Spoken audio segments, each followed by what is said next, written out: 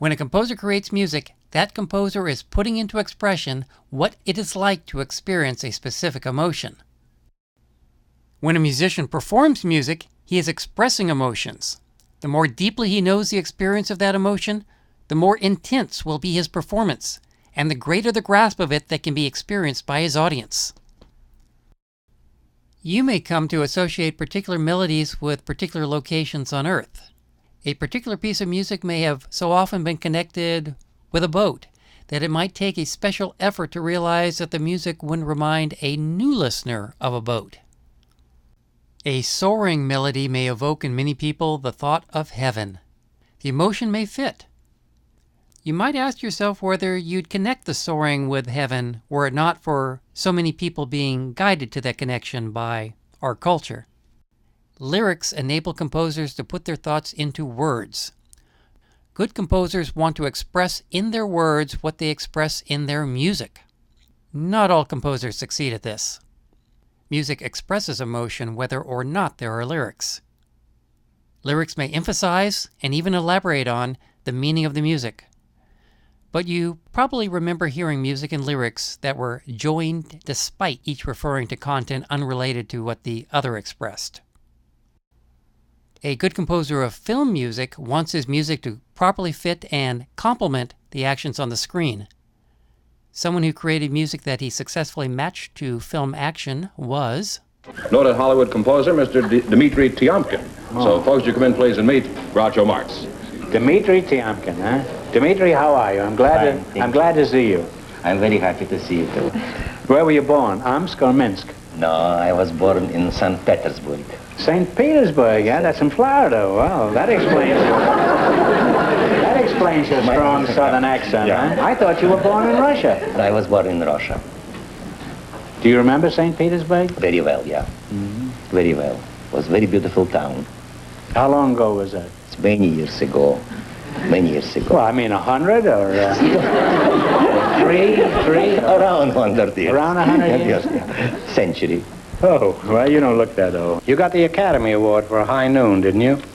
I got for High and Mighty before. I have always big success with High. High, yeah. High Noon, High and You never Mighty. wrote Sweet and Lowdown, huh? No, but for High Confess. No, that's different spelling. Oh, yeah. So, yes. Well, how can a serious musician from Russia write such a typical cowboy ballad as that song in High Noon? Were you frightened by Gary Cooper when you were a lad? No, I like him in these pictures. As a matter of fact, I don't think Groucho necessarily to know very good about cowboys to write good cowboy songs, because I don't think that Mr. Johann Strauss was a good swimmer and still he wrote Blue Danube. I'm sorry, but that's Well, true. you've got something there.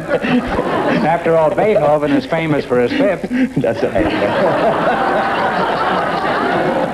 and he never touched a drop.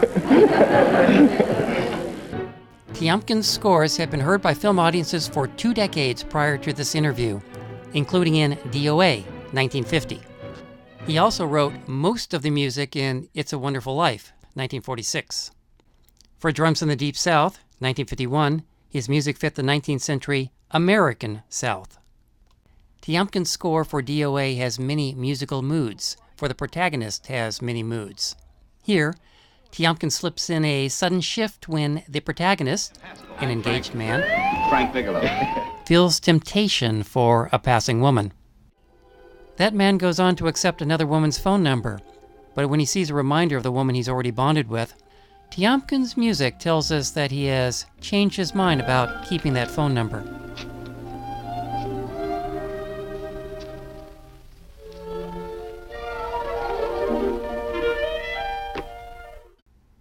An emotional moment for the engaged couple as they're realizing the depth of their love.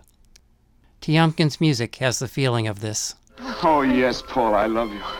I never was more certain of anything in my life. I wasn't sure before. I was a little blind, I guess, but believe me, I'm sure now. Can you understand that, Paula? I understand. A man can be like that, Paula. Something has to happen. It can be a big thing or a little thing, but it can make him realize how much someone means to him, how much he really loves her. Oh, and I love you, Paula. More than I ever thought it possible to love anyone in the world, I love you. Edmund O'Brien's character experiences still other moods. Here it's panic. Tiomkin's music captures the pace and desperation.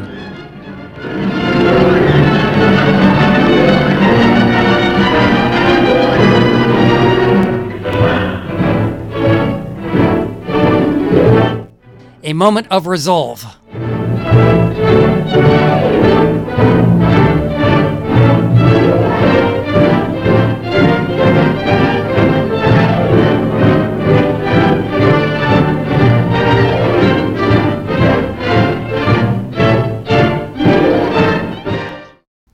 Edmund O'Brien feels queasy. Waiter. Yes, sir? Take this away. Gangsters abduct Edmund O'Brien. The composer had to express what was going on in the victim. You'll hear one character reevaluate another character's bad conjecture. Soft in the belly. Can't take it. See what I tell you?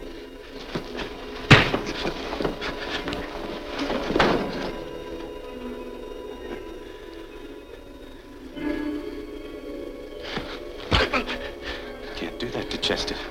I'm gonna blow your guts out. Easy. Lay off, Chester, not now. Look at him. He's so scared of Chester, he talk now. He's not afraid, Chester. You can tell from a man's eyes when he is afraid. Look at his eyes. A good composer also is careful in assessing character. As careful in choosing notes and key as though he were reading a character's eyes.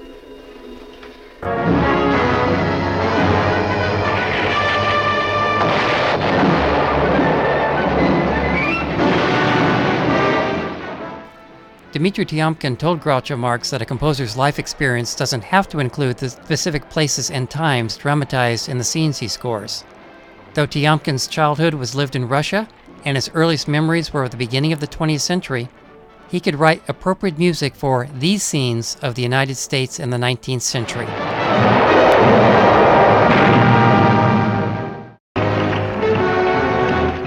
Human beings everywhere can know the experience of being in a group while it hurriedly travels, feeling oppressed by urgency.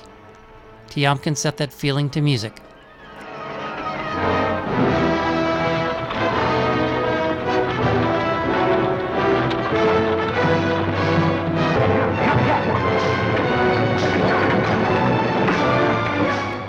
Breathtaking sights of nature don't arouse awe when the trail constantly throws in obstacles.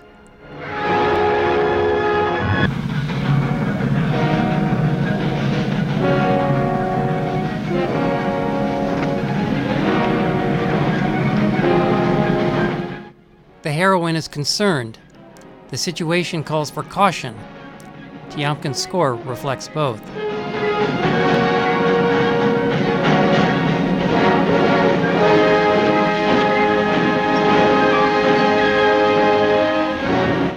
A complete survey of moods expressed through film music would be very long.